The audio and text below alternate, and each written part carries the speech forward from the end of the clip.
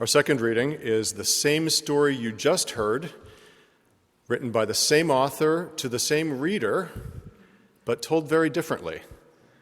And so I would invite you to listen to the word of the Lord as it comes to us from the Gospel according to St. Luke, chapter 24 and verses 44 through 53.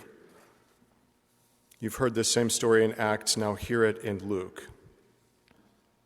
And hear what the Spirit might speak to you this morning in this reading from the Gospel of Luke.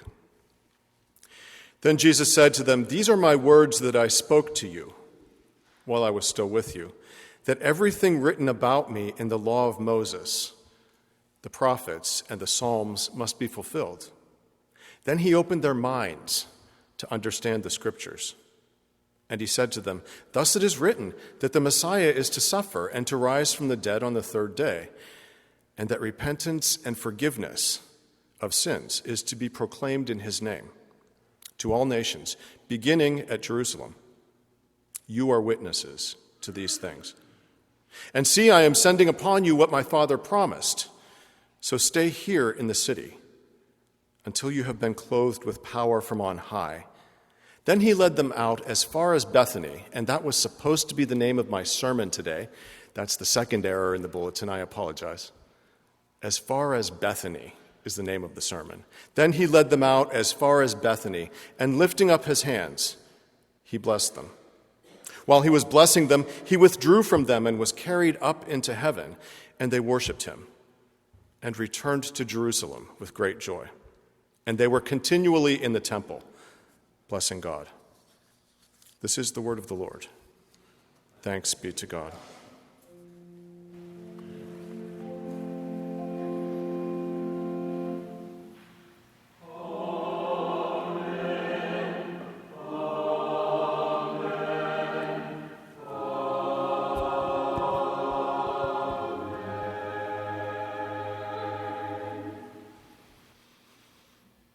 Where is home for you? What place is home? What do you think of when you hear the word home? I think it's significant that Jesus walks with his friends the whole way out into the suburbs, out into Bethany, 2 miles outside the city walls of Jerusalem, in order to bid them a final farewell. Because Bethany was Jesus' home base. When he was in Jerusalem, whenever he was in town, Bethany was his spot. Mary and Martha and Lazarus had lived in Bethany. Does he just want to go and see that dear place one last time before he leaves this world? That happy village where he spent so many hours of leisure and fellowship and friendship? You know this if you have ever left a place for the last time. It gives itself to you in a new way. Its colors become more vibrant, it smells more real, it sounds lovelier. Perhaps Bethany was one of his favorite places in the world, a place where he could just be, a place where he had once felt at home. And probably all of his disciples felt at home there too, because they had a wandering life and things got so weird toward the end. This is how Luke ends his gospel. He who began with the angels and the shepherds, he begins it with this story of farewell, which is also a homecoming story for Jesus. And there's always power in goodbyes and hellos. There's always power in a homecoming story, for we all long for a home that we hope is out there. We all ache for a home that we carry within us, in fragments and in shadows. A home which calls out to us from time to time, a far-off home that haunts us, and sometimes appears in these lives ghost-like in a silent moment. And then it disappears as quickly as it came. Jesus, who has been a home for these wanderers, this band of wanderers, gets to go home at last. And though this tale in Luke never uses the word home, it calls us to listen for echoes of our far-off home in this life, and to be a home, a place of welcome and comfort for each other. Think how this notion of home haunts us. You find it in movies, you find it in novels and in songs. Somewhere over the rainbow, there's no place like home. People live with some sense that there's got to be a spot on this globe that is for me. My home, the place where I belong. A place where my identity is tied up in the very bricks and the sacred soil of that spot. This place, this home, it's there waiting for me. Even if I never see it again, I like to know it's out there. It gives me strength. If such thinking brings you joy and inspiration, then that's good. That's a fine idea to carry through life. A worse idea is to try to go back to that place that you consider home, and to find that places are sometimes less sentimental about themselves than you are about them. Such was the case. I discovered this on my recent return trip to Cameroon with my family, where I lived for 5 years without my family many years ago. I've told you before, I spent these last 20-some years since returning from Cameroon with the vague belief that I still had a home over there, that I could just pop back anytime I wanted, and I could pick up where I'd left off, which probably wouldn't have been a great idea anyway. But it was just waiting for me to go back. And in one sense, it was true. For all the years that have gone streaming past, the child I took in then, who became my godson, Francois, who is now plump and nearing middle age, when I saw him, it was just like we'd never been apart. That same joyful, unspoken relationship was right back there. In Cameroon, sure, things had changed. Everybody has a cell phone now. It's not the 90s anymore. Everybody asks you for your WhatsApp number. The traffic is much worse. The people were a whole lot nicer to me when I wore a clerical collar and was in my 50s than when I was in my 20s and a little ragged. Back in those days, when I was 25, nobody offered to carry my backpack for me. But mostly it was still the same place. Francois lived in the capital city now, about 100 miles from the place where he and I had once lived together. And so, for much of that trip, we were in the capital city where I did not want to be. All I wanted was to go out into the bush, to that place where I had lived. And he had me doing weddings and speeches and sermons and all kinds of stuff in the city. I just wanted to go back to that hilltop, being reclaimed by the jungle. A place where my street address was literally the house behind the mango tree, because there were no streets and there were no numbers, no house numbers. I spent 5 of the happiest, dumbest, hardest years of my life in that place, and I wanted them back. And I had to get back there, I had to. And so we did. We made a very quick trip down to the South Province by night, and under the cover of dark, Francois whisked us away to the most expensive hotel they had in that town these days, with private cottages and air conditioning, though ours didn't work, and a swimming pool, and a restaurant with things on the menu that you would never find in the zoo. That's how you tell a cheap restaurant from a good restaurant in Cameroon. If they're serving things that you'd see at the zoo, that's a cheap restaurant. This was Cameroon as I had never seen it before. And the plan was to revisit the old mission station in the morning. Chloe, my daughter, who's here today, asked me that night if I was going to cry when I got there. And I said a little peevishly, well, not now, I'm not. I can't cry now that you've talked about it. Even if I wanted to, I couldn't. Plus, a father can never cry in front of his children, and his kids are never allowed to talk about it if he does. I kind of feared that I might cry, but I didn't. The next day, we made the long trip up the hill to the mission station, where the missionaries in the 19th century hoped that they would be safe on the hilltop from the malaria in the valleys below. Things were much the same, a little sadder, a little more run down, a little more overgrown. My office was there, locked up tight. It was a Sunday morning. The classrooms were still there where I'd left them, surrounding a big sunny lawn with coconut trees. The enormous old brick church was right where I'd left it, built by missionaries, sitting empty on a Sunday morning due to some legal issues. 2 pastors had claimed to be the rightful pastor of that church and had raised up 2 congregations who actually fought each other with machetes. And so the government came in and closed the church. That is the Cameroon I used to know. but it has since been reopened. I don't know who won that fight. And my house was there, the house behind the mango tree. Though the mango tree that gave it its name was long gone, my house was still there. And there was an old lady and a young man sitting on the porch together.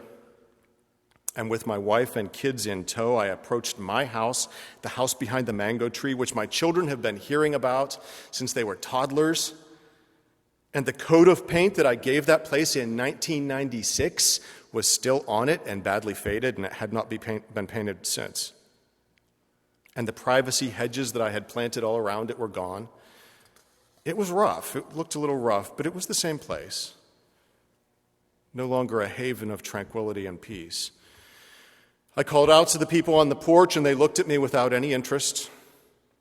I don't know what I was expecting. I told them who I was and that I had lived there, and I thought maybe they would recognize me. I was the last missionary. No recognition. They looked at me blankly. I guess I was hoping that they'd say, "Oh, you, yeah, come back. Welcome home. Come back. Look around the place. Hey, did you eat yet? Have you eaten yet? Did you eat yet?" No, there was none of that. They looked at me blankly, and there was really nothing more to say. I asked if I could take a photo. They nodded a little slowly as if to say, "Sure. What are you doing here?" And that was that. But you know what? For all the living that I did in that place and for all the memories that I think it holds for me and that gather around it, the place itself meant very little. The place itself really didn't do anything for me. Not even once did I feel like crying. I think that place for me sounds an echo of another place, of another home that no airplane can reach, a home that I, like you, carry inside of me, a home that we all cherish. My guess is that if you have lived long enough, and it looks like today most of us have, my guess is that if you have lived long enough, you could tell a similar story of a home that you tried to go back to. And you found that it wasn't the place, it was what that home had given you that mattered. You know, it's only Luke who tells the story of the Ascension. This lesser-known church holiday always falls on a Thursday. It was last Thursday. It's always 40 days after Easter, Ascension. But Luke does tell the story in two places, curiously, once at the end of his gospel and once at the beginning of the book of Acts. Both books are addressed to the same reader, named Theophilus, God lover, Theophilus, God lover. And it's curious that Luke feels free to tell the same story to the same reader in different ways. They're quite different from each other, the two tellings. It seems like a clear statement that Luke never intended Theophilus, his reader, to read his accounts as literal, historical, scientific fact. Otherwise, he might have tried to make his ascension stories match, don't you think? Luke's writings are for inspiration and for guidance. He never could have known that someday some people would be reading them for historical, scientific, literal fact with the same flat, unimaginative lens that they would use to read the newspaper. I mean, truly. If in about the year 35 AD, Jesus had begun traveling from earth toward heaven at the speed of light, he would still be within our Milky Way galaxy today. There is a greater than literal truth in the Scriptures. And a literal reading of the Scriptures can only cheapen and distort them. Where is this home to which he was returning? What is this elusive thing that we call home? Where is his home? Where's ours? Where's yours? But it's meaningful to me, I think, that Jesus takes his friends to the place he knew as home, to Bethany, to bid them farewell. Bethany was his safe place here in Jerusalem. It was his hideout. It was the place where he was free to relax with close friends, to celebrate life, to feast, to drink a little, to be himself. Surely Bethany represented safety and comfort and home to Jesus, whose wandering life afforded him very little in the way of safety and comfort. It was his for now home. And when he returns to that other home, that home for which we all yearn, he leaves them with a blessing and a promise. He says, look, he says it especially in the Gospel of John, but a little bit here too. I'm not going to be with you physically anymore. That can no longer be. But I'm going to be present in the Spirit, the Holy Spirit. And that's the same thing. It's still me. You're just not going to be able to see me. Because if I stay, you're going to keep acting like disciples and expecting me to be the Christ. And I want you to step up. It's your turn. Not to be mere disciples, but to be apostles. To carry the Christ out into the world. And if I stay here, you're not going to do that. It's called a family system. Nobody likes it when they change, even if they're unhealthy. It's the family system. I got to go in order for you to be who you need to be. And for the world to be who the world needs you to be. His presence could only hold them back. It's not unlike our physical homes. When they've done their jobs, we can survive their disappearance because they gave us the strength and the joy that we need to be at home anywhere. Our physical earthly homes are only worthwhile if they give us these inner homes out of which we can live the rest of our lives. And that's what Jesus is to them and to us, an inner home, a feeling of safety and comfort that we can take anywhere. And though we can no longer run our hand across the rail or hear the squeaking on the steps, we can hold within us the safety and the comfort of this inner home. In fact, it's better as a spiritual place than a physical place. A spiritual place goes anywhere. It never leaves you. You never leave it. Think about this word, home. It's got to be one of the most powerful words in the English language, isn't it? What comes to mind when you hear this word, home? In French class in high school as a kid, I was surprised to learn that they don't exactly have the word home in many languages. I mean, in French and in the Latin-based languages, you can say a lot of things. You can say, my place, my house. But it doesn't exactly have the emotional impact of the word home. And you can stack a bunch of words to get that meaning of home, but you'd have to stack a lot of them to get there.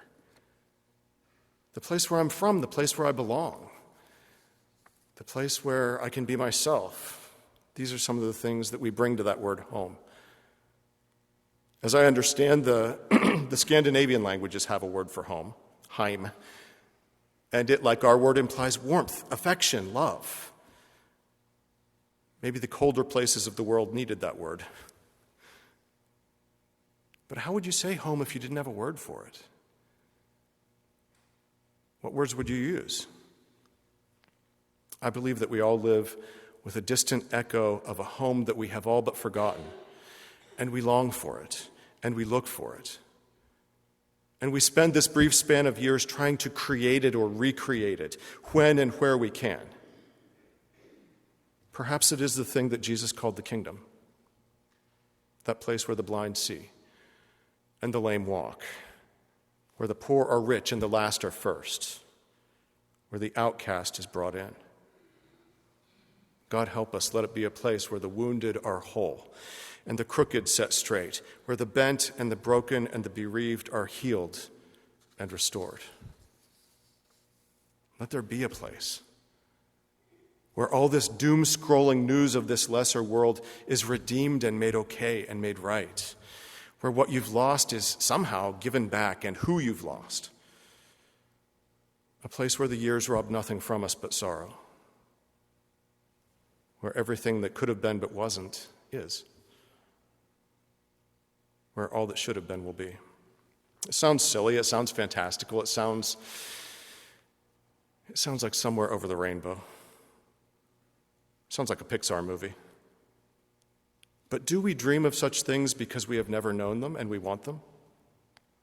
Or do we dream of them because perhaps we have known them and we want them back? Somewhere back there in our spirits, we had such a thing. Maybe. It's a nice idea to consider. We had them, and they left an imprint on our souls, and we flop like fish stranded briefly on the beaches of this world, longing for a thing we could never really even name, but if we could, we might call it water. Home. It's more than a place. It's more than an idea. It's a universal longing in our spirits. It's a thing that gives us strength to do better than we're doing, to be more generous in our spirits than we are, to open our hearts to new possibilities. You know, the philosopher Plato thought that everything on earth was just a shadow of a better thing in heaven. You probably remember that from school. He believed that everything on earth was an imperfect counterpart to something perfect in heaven. Say you see a horse in a pasture, and it's kind of an ugly horse. It's spotted gray and brown. Its legs are a little too long or too short. You know it's an ugly horse because somewhere in your spirit you have a sense for that perfect horse that exists in heaven. And that's what beauty is. In the realm of the perfect, where all is as it ought to be, there's a perfect horse and you still have some notion of it. Maybe you saw those lovely horses of the better world before you came to this one. Who knows? And that memory haunts you. Then when you see a thing of beauty and near perfection, though a thing of beauty is never perfect in this world, you know it to be beautiful, for it recalls to you the forgotten home that you hold inside of you.